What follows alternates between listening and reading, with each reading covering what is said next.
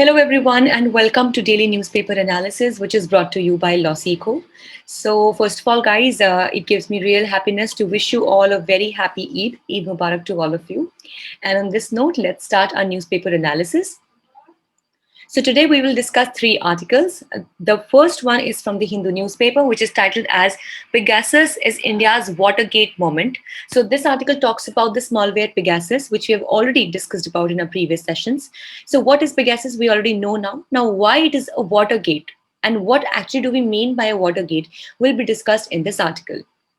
The second one is from the Indian Express, which is titled as Time for a Green Stimulus. Now, this talks about having a V shaped economic recovery. So, what basically is the V shaped economic recovery and how spending and investing into the green zone or the green culture or ecosystem can be the one that can add to the V shaped economic growth has been discussed in this article. And the third article is again from the Indian Express, which is titled as With Name and Address. So this is a very nicely written article which talks about the problem of issuing summons in the country, wherein because of the lack of proper name and address of the accused, a lot of summons are not being able to be summoned at the right time or to the right person. So what can be done in this regard and what is the current situation of this problem has been discussed here. So this newspaper analysis is presented by me. My name is Sheva Khan. I am a BA LLB law graduate from Uttaranchal University. I completed my graduation in the year 2019 with a gold medal in my batch. Here at LawSikho, I'm working as the manager for current affairs vertical. And if you wish to connect with me, you can find me on my LinkedIn as well as my Twitter handles. Both are available in the description box below. So let's see what is the multiple choice question from yesterday's discussion. Pegasus is a kind of, your options are viral infection, rare disease, malware, or none of the above. If you know the answer, quickly put it down in the comment section below. This is the descriptive question for the day. What do you think is the major reason for improper summon procedure in the Indian criminal system? Give valid solutions as well. So if you wish to download the PDF of these slides or you want to avail other kinds of study materials like monthly current affairs newsletters, daily as well as monthly quizzes, you can definitely be a part of our Telegram channel. So you can either scan this QR code that you can see on your screens right now, or you can simply click on the link which is given in the description box as well. Also, for other crisp information that can prep up your exam, do not forget to follow us on our official Instagram channels for judiciary, CLAT preparation, as well as UGC NET if you're preparing for any of these exams. So let's get started with the first article discussion of the day, which talks about India's Watergate moment being Pegasus. So here, basically, before we begin, let's understand that what is Pegasus and what do we mean by Watergate. So as in the previous discussions also, we have now known by now that Pegasus is a kind of malware. So basically it is something that is trying to put a surveillance on our systems. It is something that can hack the systems and take away valuable information, data, secrets, as well as passwords, etc. from our devices. So basically always remember that Pegasus is a kind of malware. Now, if we talk about the malware, it is being constituted or it is a product or it is a result of amalgamating two basic words. The first one is malice, or basically it is malfunctioning. And the second one is a software. So any kind of software that causes some kind of malfunctioning in your computer system or in your gadget or anything that you are using on the basis of technology. So this software which causes malfunctioning is called as a malware. And here we have an example of Pegasus. And if we talk about the Watergate, Watergate simply means an opening to a river or an opening to a sea or an ocean or something. So basically it says that if we talk about Pegasus, it is one thing that will open up India to a greater challenge of maintaining the data privacy and security when it comes to the Digital India program as well. So let's understand that what are the concerns around the surveillance. So a small amount of surveillance is necessary for the health of the body politic, just as salt is for body. Now, of course, we need know that nothing is absolute in nature. Even though if we talk about the fundamental rights, here if we talk about the right to privacy, so that though is a fundamental right, but still it is not absolute in nature, and thus it shall also be subjected to the reasonable restrictions that are endowed under Article 19 Clause 2 of the Indian Constitution. So similarly, it is said that it is right to have some amount of surveillance, as it makes sure that everything runs into checks and balances, just like some amount of salt is necessary for the proper growth of the body. But here we need to understand that excess of everything is bad, right?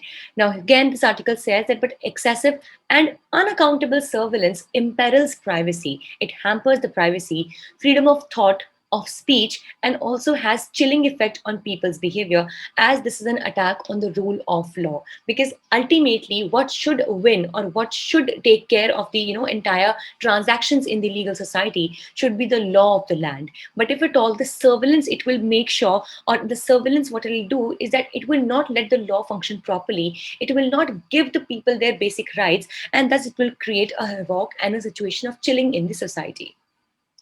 So if we try to understand about what have been the major previous instances of surveillance, so in 2009, the UPA government's affidavit in the Supreme Court stated that the SBTT placed Neera Radia so under the surveillance. Also in 2012, Himachal Pradesh government raided the police agencies and recovered over a lakh phone conversations of over 1,000 people that were basically the political members or even senior police members.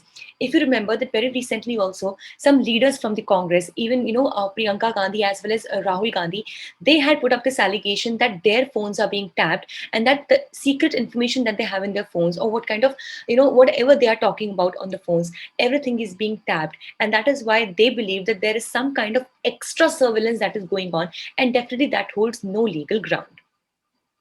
Also, in 2013, there was a Snoopgate case wherein Amit Shah controversy of him allegedly speaking out to the head of an anti-terrorism unit to conduct covert surveillance on a young architect. So basically, these are things that, these have been the instances of way too much of surveillance that took place in the country. On this note, we should understand and know that who are legally allowed to do the surveillance, definitely to a limited amount, or definitely to a limited segment. So here we need to understand that who actually is allowed to intercept. So in 2014, 9 central agencies and the DGPs of all the states and Delhi were empowered to intercept under Indian Telegraph Act. In 2018, 9 central agencies and 1 state agency was authorized under Section 69 of the Information and Technology Act. So it was held that all surveillance authorization by any statute falls short of Puttaswamy judgment in 2017 that any invasion of privacy can be justified on 3 grounds. Now, what are these 3 grounds? The first one is restriction must be by law. Yes, of course. So you, I, or any individual cannot really restrict a person to do or not to do something. This restriction must come from the law. The second one is that it must be necessary and proportionate. See, when we talk about even having the reasonable restrictions under Article 19, Clause 2, the word reasonable and also making sure that the restrictions are reasonable is very much important. So yes, it must be necessary, that such restriction to be put must be necessary, and also proportionate in nature, that whatever is required, only that much restriction is being put and nothing beyond that. And thirdly, it should promote a legitimate interest. Yes, of course, because if the government is trying to, stop some kind of riot, some kind of, anything mishappening in the future or something. So if at all there is a legitimate interest coming out of it, only then this can be considered that the invasion on privacy can be considered to be justified. So then in 2018, we all know about the Justice B. N. Sri Krishna Committee, which it said that most of India's intelligence agencies are potentially unconstitutional because of the ways that they use to hamper the privacy of the country.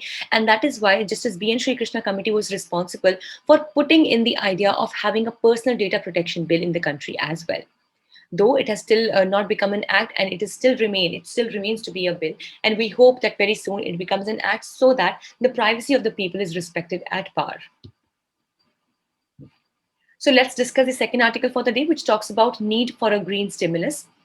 So a large demand stimulus seems necessary in getting the V-shaped economic recovery. Now here we need to understand a few things about the economic system that a country has.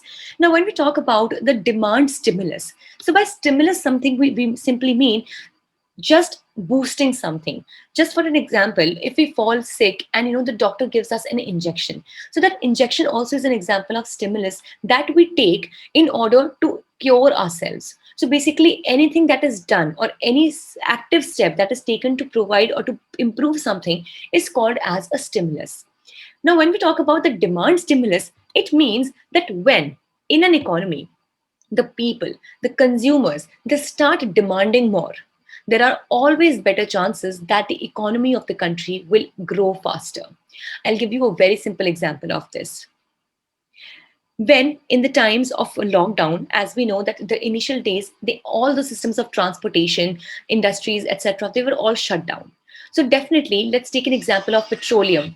So what happened was that people in the initial days of the lockdown, so they did not really require petrol because obviously they did not have to use their vehicles, they did not have to travel and everything.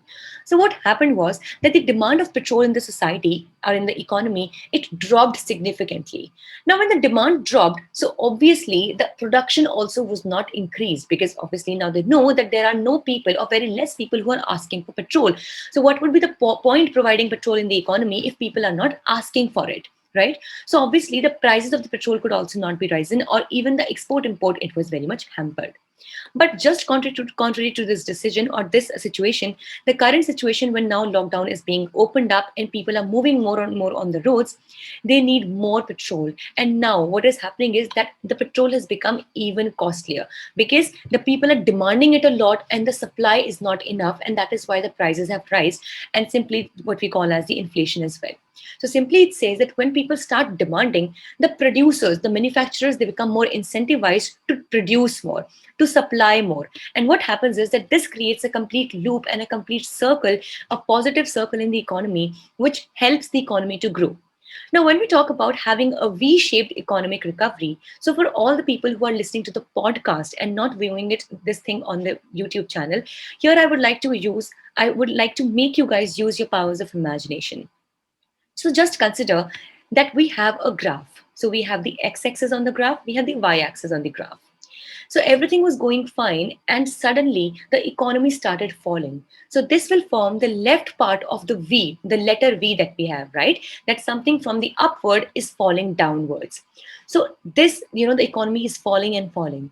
Now, what happens is that when we give the demand stimulus or we give any kind of stimulus in the economic setup of the country, the demand or the economy rises again, which is something like the upward moving side or the right side of the English letter V.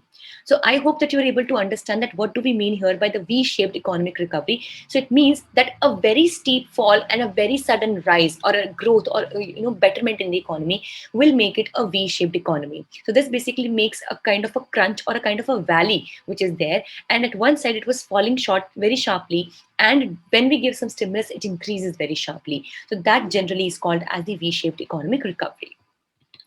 So let's understand that here it says that we can actually give a green stimulus. So it says that we can invest more into the green things. And by green things, we mean that are more sustainable in nature and everything.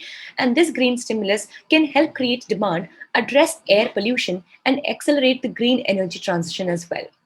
Then also this article says that the private investment in converting the rice crop residue to substitutes for coal in thermal power stations can create demand for conversion equipment, labor, and transportation.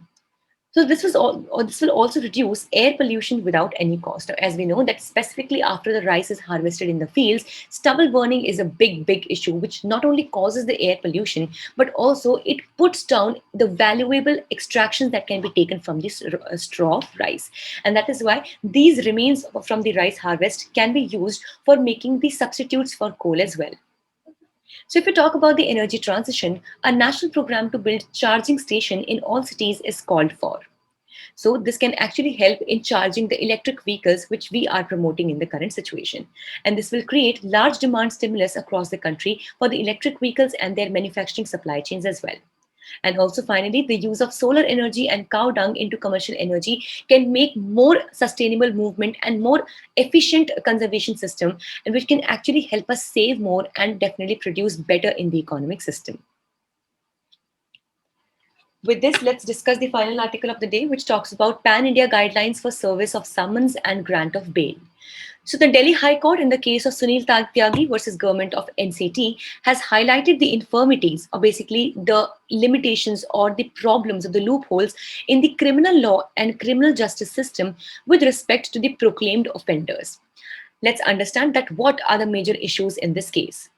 Firstly, the process under Section 82 and 83 of the Criminal Procedure Code was being issued routinely. The state was unable to furnish complete address of the accused, and notices weren't sent to the correct address.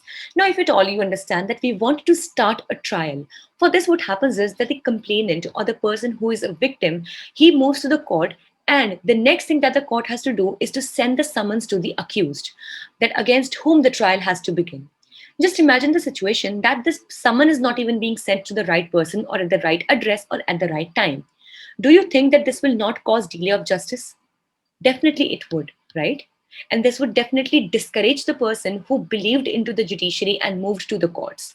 And that is why not being able to furnish complete address of the accused and the notices not being sent to the correct address definitely hampers and significantly slows down the entire trial procedure. So the statistics show that out of 2.67 crore processes for the summons, warrants, etc., that were received by the police in 2019, nearly 28.5 lakh remained unserved. And this is according to the NCRB's data in Crime in India 2019 report. So here is the major reason is incomplete or incorrect identification of the arrested person. So what happens is that the process is frustrated, due to which the right information, the right address, and maybe at times the right name, phone numbers, etc., they're not being able to be collected by the police, due to which the summons on the notices cannot be sent to the right person and at the right place. So once a person is proclaimed as an offender, the case is consigned to record from room attached to court and forgotten. So what happens is that the court and the state must take all effort to arrest the proclaimed, attach their properties, and open prosecution under Section 174A of the Indian Penal Code. Now, if you remember that we also have a procedure that if at all the person who is accused does not pay any heed to the summons that are being sent repeatedly by the court to him, then in such case the property of this person, of this accused, can be attached, and thus there is a better chance that after the attachment of the property, which means that it can be confiscated by the court, and after that the person, the accused, would definitely move to the court. So it says that we should make proactive steps to take this procedure in hand as well. So if we talk about the proclaimed offenders, so 18,541 proclaimed offenders in Delhi were there, and 6,000 of them were there for the heinous offences. And the proclaimed offenders in Delhi have increased from 13,500 in 2010 to more than 28,000 in 2021. That is even more than double in just 10 years. So the processes of law are abused by the accused as a loophole to delay the criminal trials indefinitely. And that is why, if we talk about the current laws, they do not provide for any mechanism requiring courts to review such cases periodically, and nor there is any time limit imposed for completion of processes of the proclamation. And also, Section 299 of the Criminal Procedure Code permits recording of the evidence in absence of accused to a limited extent. So this was all for the day. We hope it was a good session for you all. Thank you so much for joining us at LawSeco. And we hope if you liked it, you give it a thumbs up and subscribe to our channels for such more updates to come. Thank you so much.